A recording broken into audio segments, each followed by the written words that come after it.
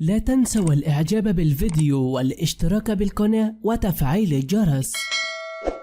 كاميرات المراقبة تكشف أسرار لن تعرفها من قبل عن سقوط اللاعب فهد المولد الذي صدم الجميع وأبكى الملايين. الشارع السعودي والشارع العربي سطر حالة من الحزن الشديد على جميع الملايين، والشارع السعودي بأكمله والحزن يعم على الملايين والجميع بخبر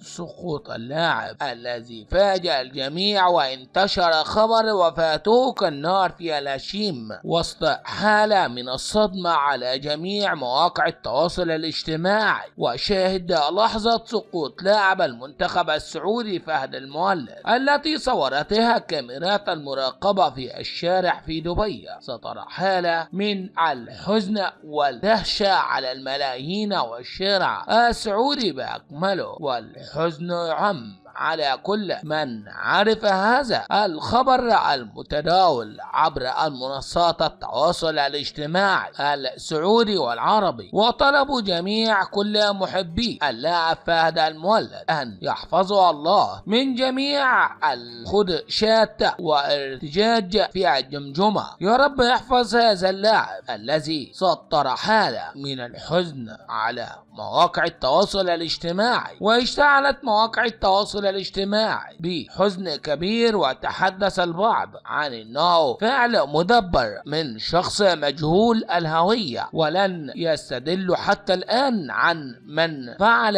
هذه الجريمة التي هزت المواقع التواصل الاجتماعي حزنا بقوة. وطلبوا جميع كل الملايين من الشارع السعودي البحث في أسرع وقت ممكن عن القاتل الحقيقي الذي فعل هذه الجريمة الشنعاء عن اللاعب فهد المولد، الذي رقت مواقع التواصل الاجتماعي بحثا عن هذه الصدمة الكبيرة التي هزت الرأي العام السعودي والشارع الإماراتي وهو في دبي، وجريمة تقلق الرأي العام والشارع السعودي والشارع العربي عن هذا اللاعب فهد المولد. واشتعلت مواقع التواصل الاجتماعي بالدعوات إلى اللاعب فهد المولد الذي رق الشارع السعودي بأكمله، والحزن يخيم على أسرته وكل محبيه، والجريمة الكارثة التي حدثت إلى اللاعب السعودي فهد المولد. وشاهد لحظة سقوط لاعب المنتخب السعودي فهد المولد التي صورتها كاميرات المراقبة في الشارع في دبي، ونجم المنتخب الوطني ونادي الشباب السعودي لحادث خلال الساعات القليلة الماضية تسبب في نقل اللاعب إلى غرفة العناية الفائقة، وأثار ذلك الحدث حالة واسعة من الجدل، وتسبب في قلق عدد كبير من محبي اللاعب ومشجعيه، وخاصة بعد أن تداول عدد من رواد منصات التواصل الاجتماعي وبعض المواقع الإخبارية أنباء تزعم بوفاة اللاعب. حقيقة وفاة فهد المولد بعد قطاهم دور الثاني، وحرصت أسرة فهد المولد كشف حقيقة الأنباء المتداولة بخصوص وفاة اللاعب نتيجة الحادث الذي تعرض له، وأكدت أسرة المولد أن تلك الأنباء غير صحيحة، وأن هناك تحسن بسيط في حالة اللاعب الصحية مقارنة بيوم الأمس، ولكنه لا يزال تحت أجهزة التنفس. ورغم تأكيد أسرة المولد بشأن عدم وفاة اللاعب وتحسن حالاته، إلا أن التقارير الأخيرة قد أكدت تعرض اللاعب لكسور في الجمجمة، ما أثار حالة واسعة من الجدل. وقد حرص تركي الغامدي المتحدث الرسمي لدى الشباب بالرد على الأنباء المتداولة بخصوص وفاة فهد المولد، وعبر حسابه على منصة إكس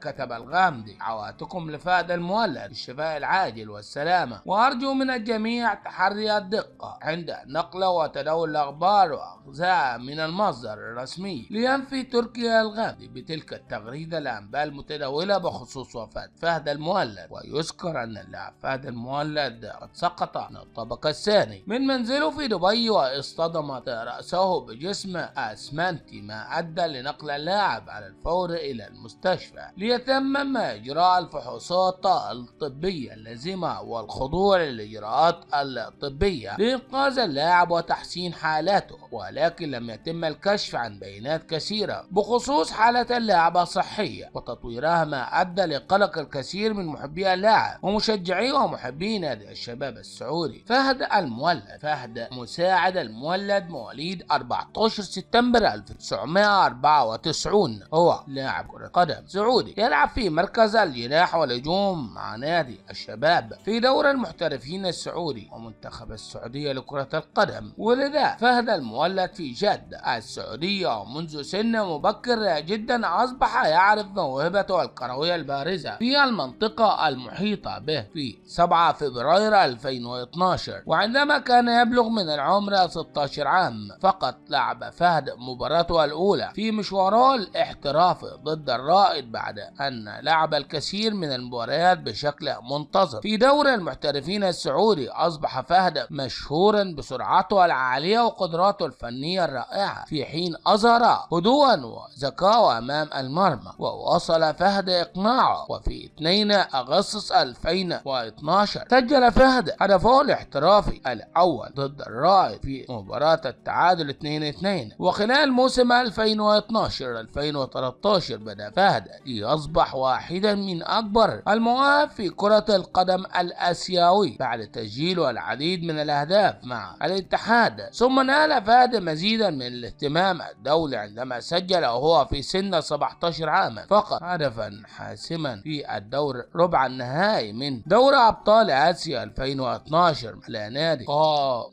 وانزو ليؤهل الاتحاد لدور النصف النهائي. كما حصل فهد على لقب كأس خادم الحرمين الشريفين لأبطال 2013 حيث سجل هدف في النهائي الذي انتهى بفوز الاتحاد 4-2 على الشباب، لينهي فهد المولد موسم 2012-2013 بتسجيل 10 أهداف في 31 مباراة في جميع المسابقات. أعلنت هيئة الرياضة السعودية عن رحيل 9 لاعبين للتواجد في أسبانيا والانضمام لأندية مختلفة في الدوري الأسباني والدوري الأسباني الدرجة الثانية من أجل إعدادهم لكأس العالم 2018 في روسيا، حيث كان من ضمنهم فهد الذي انضم لصفوف نادي ليفانتي في 21 يناير 2018. أعلن نادي ليفانتي الأسباني رسميا التعاقد مع فهد المولد على سبيل الإعارة حتى نهاية الموسم. في 7 مايو شارك المولد في أول مباراة له مع النادي الأسباني بعد دخوله عند الدقيقة 80 بدلا من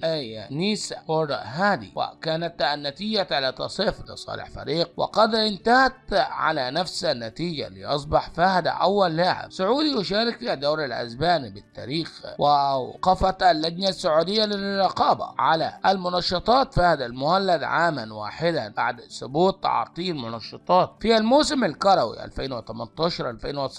وكان قد أعلن نادي الاتحاد مطلع مايو 2019 عن استلام خطابا من اللجنة السعودية للرقابة على المنشطات يفيد بوجود مادة محظورة في عيناء فهد المولد التي أخذت منه بعد مباراة النصر الدورية في جولة الإياب. وجاء في بيان اللجنة إيقاف فهد المولد عن المشاركة في المنافسات الرياضية داخليا وخارجيا مدة سنة واحدة اعتبارا من تاريخ الإيقاف المؤقت 9 مايو 2019. وأضاف حظر المشاركة في المنافسات الرياضية خلال فترة عدم الأهلية وعودة الرياضي للتدريب خلال مدة آخر شهرين في فترة عدم أهلية الرياضي. ووقع مع نادي الشباب في صيف 2022 بعد إلغاء قرار إيقافه من قبل مركز التحكيم الرياضي السعودي. شارك مع المنتخب السعودي في عام 2011 بكأس العالم تحت 20 سنة في كولومبيا، كما شارك في بطولة آسيا تحت 19 سنة في عام 2012. وقد شارك مع المنتخب السعودي الأول في كأس الخليج 2014 في الرياض وكأس آسيا 2015 في استراليا وتصفيات كأس العالم لكرة القدم 2018، حيث ساعد المنتخب للتأهل إلى المونديال بعد غياب 12 18 سنة بتسجيله هدف المباراة الوحيد والذي تسبب بتأهل المنتخب إلى المونديال ضد اليابان على ملعب جوهر المشعة في 5 سبتمبر 2017. في يونيو 2018 تم اختيار فهد المولد في القائمة النهائية المشاركة في كأس العالم 2018 في روسيا من قبل المدرب بييزا في 25 يونيو. وفي المباراة الأخيرة في مرحلة المجموعات أمام مصر كان كلا المنتخبين وادعا البطولة من قبل هذا المباراة، ولكن كلا المنتخبين يريدان فوز شرفي البطولة. بدأت المباراة تقدم المنتخب المصري بنتيجة 1-0 عن طريق محمد صلاح، وحصل المنتخب السعودي على ركلة جزاء تقدم لها المولد وأضاعها لتنتهي المباراة في النهاية بفوز المنتخب السعودي 2-1 رغم إهدار ركلة الجزاء من المولد. في يناير 2019 كان المولد ضمن تشكيلة المنتخب السعودي المشاركة في كأس آسيا 2019، سجل أول أهدافه في كأس آسيا في المباراة الافتتاحية للمنتخب السعودي في البطولة، والتي انتهت بالفوز 4-0 أمام